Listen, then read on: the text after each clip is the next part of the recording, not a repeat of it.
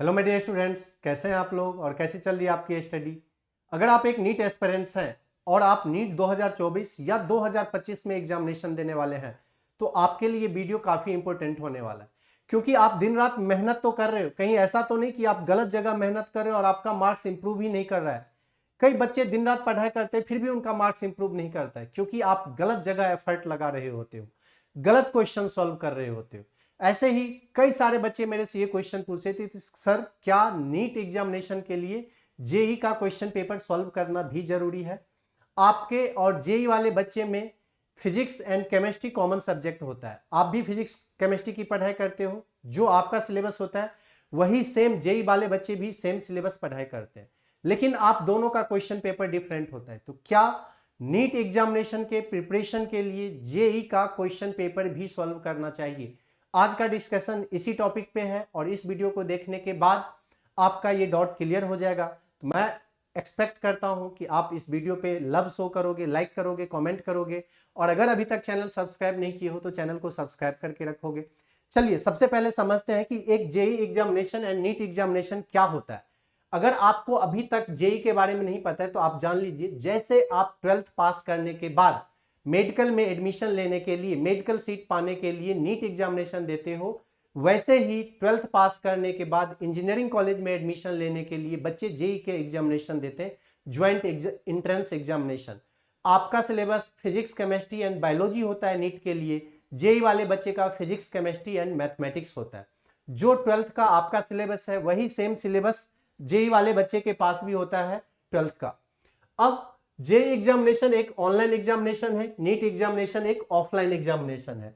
JEE examination में difference ये है कि 1 आवर में सिर्फ और सिर्फ बच्चे को 25 क्वेश्चन सॉल्व करना होता है। वैसे मिलते तो 30 है, लेकिन 5 ऑप्शनल क्वेश्चन होता है, उन बच्चे को 25 क्वेश्चन सॉल्व करना होता है।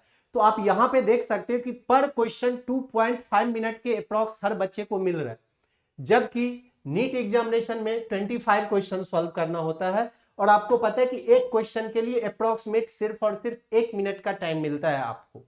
ये ऑनलाइन एग्जामिनेशन है तो यहाँ पे ओएमआर सीट को बबल नहीं करना पड़ता है, फिल नहीं करना पड़ता है पेंसिल से। आपको ऑफलाइन एग्जामिनेशन में पेंसिल से फिल करना पड़ता है, उसमें भी आपका एक्स्ट्रा टाइम जाता है। आप एक बार फिल कर दिए, उसे इरेज नहीं कर सकते। ये ऑनलाइन एग्जामिनेशन है, अगर इन्होंने एक बार गलत ऑप्शन भी टिक कर दिया फिर भी ये उसे सही कर सकते हैं। तो यहां से एक बात आपको क्लियरिटी मिल गया कि इन बच्चों को एक क्वेश्चन सॉल्व करने के लिए 2.5 मिनट के अप्रॉक्स मिलता है और आपको एक क्वेश्चन के लिए अप्रॉक्सीमेट 1 मिनट ही मिलता है। अब क्वेश्चन के पैटर्न देखते हैं। इनके 25 क्वेश्चन में theory plus direct formula based question only 5 to 8 question आते हैं, जबकि आपके नीट एग्जामिनेशन में theory plus direct formula based question 15 to 20 question आते हैं। और मैं ऐसे ही नहीं बोल रहा हूं, 2010 से मैं टीचिंग स्टार्ट किया था, 2010 से मैं जेई नीट बच्चे को मॉनिटर करना स्टार्ट किया था, एंड अपने 13 इयर्स के एक्सपीरियंस पे ये बता रहा हूं मैं। यहां पे आप किसी भी ईयर का क्वेश्चन पेपर ले लो नीट का, जाके चेक करो, theory plus direct formula based question आपको 15 से 20 मिलेंगे। नेक्स्ट आते हैं हम लोग, अगर कैलकुलेशन बेस्ड क्वेश्चन की बात करें विथ अप्लाइड मैथमेटिक्स तो यहाँ पे 5 to 8 क्वेश्चन होते हैं जेई में। अगर आपका कैलकुलेशन बेस्ड क्वेश्चन की बात करें तो यहाँ पे 10 to 15 क्वेश्चंस होते हैं। अब आपका मैथमेटिक्स काफी इजी होता है, ओनली फंडामेंटल मैथमेटिक्स आता है, बट कि जेई बच्चे का जो मैथमेटिक्स होता है वो काफी डीप में जाते हैं। हर क्वेश्चन में इनका डिफरेंशिएशन, इंटीग्रेशन का इन्वॉल्वमेंट होता है, क्योंकि ये बच्चे तो मैथ पढ़ाई करते हैं ना। इन बच्चे का 12th में मैथमेटिक्स सब्जेक्ट होता है, थ्रू आउट द ईयर ये बच्चे 2 साल 11th 12th मैथमेटिक्स पढ़ाई किए रहते हैं। तो इनको फिजिक्स या केमिस्ट्री में जो क्वेश्चन मिलता है वो भी मैथमेटिकल कैलकुलेशन ज्यादा दिया रहता है, लेकिन आपको जो क्वेश्चन मिलता है वो बहुत प्यारा प्यारा और सिंपल सिंपल सा क्वेश्चन रहता है, जिसमें बहुत ज्यादा डिफरेंशिएशन, इंटीग्रेशन का इन्वॉल्वमेंट नहीं रहता है, बस थोड़ी थोड़ी सी रहती है। और अगर बात करें एनालिटिकल क्वेश्चंस की, एनालिटिकल क्वेश्चन मींस थोड़ा लॉजिकल रीजनिंग टाइप का क्वेश्चन, जिसको आप स्टेटमेंट बेस्ड बोल सकते हो, ट्रू फॉल्स बोल सकते हो, इनको हार्डली 1 से 2 क्वेश्चंस होते हैं, ये भी इजी क्वेश्चंस होते हैं। बट आपके नीट एग्जामिनेशन में ये 15 to 20 क्वेश्चंस आते हैं यहाँ पे। तो आपका टोटल 45 क्वेश्चंस कंप्लीट हुआ। अब अगर क्रिटिकल थिंकिंग की बात करें, डीप थिंकिंग की बात करें, जिसमें कि दिमाग लगाना रहेगा इधर उधर, अगर जेई की बात करें तो 5 to 7 क्वेश्चंस आता है, और अगर नीट की बात करें तो 0 क्वेश्चंस आता है क्रिटिकल थिंकिंग से। मतलब बहुत ज्यादा जहां पे दिमाग खर्चा करना रहे, बहुत ज्यादा डेप्थ में जहां पे जाना रहे, वहां से नीट में 0 क्वेश्चंस आता है और जेई बच्चे को 5 to 7 क्वेश्चंस आते हैं। आपका 12th में मैथमेटिक्स नहीं होता है और इन बच्चे का मैथमेटिक्स होता है 12th में। वैसे कई सारे ऐसे बच्चे रहते हैं जिनका 12th में मैथमेटिक्स एंड बायो रहता है, मैं उस पर नहीं जा रहा हूं। मैं ये बोल रहा हूं कि आपको नीट एग्जामिनेशन देने के लिए सिर्फ और सिर्फ फिजिक्स केमिस्ट्री बायो की जरूरत होती है और जेई वाले बच्चे को मैथमेटिक्स का जरूरत होता है, फिजिक्स केमिस्ट्री मैथमेटिक्स। तो आप खुद थिंक कर सकते हो, जब जेई का क्वेश्चन पैटर्न मैथमेटिकल बेस्ड है, इतने ज्यादा डीप थिंकिंग वाले हैं और नीट में इजी इजी क्वेश्चंस आते हैं, इतने ज्यादा क्रिटिकल थिंकिंग डीप थिंकिंग वाले क्वेश्चंस नहीं आते, तो आप क्यों नीट का क्वेश्चन पेपर सॉल्व करोगे?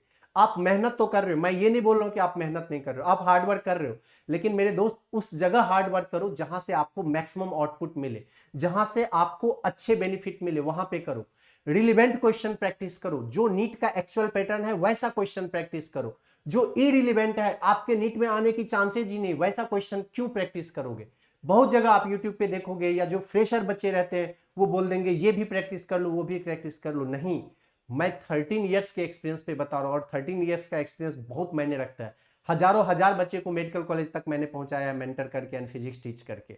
तो बात मान लो, टाइम वेस्ट मत करो। आपको लगता है कि आपके पास बहुत ज्यादा टाइम है, बट मेरे भाई आपके पास ज्यादा टाइम नहीं है, बहुत लिमिटेड टाइम बचे हुए हैं। अगर आप इस टाइम में सिर्फ और सिर्फ नीट बेस्ड क्वेश्चन प्रैक्टिस करते हो तो आपको ज्यादा बेनिफिट मिलता है।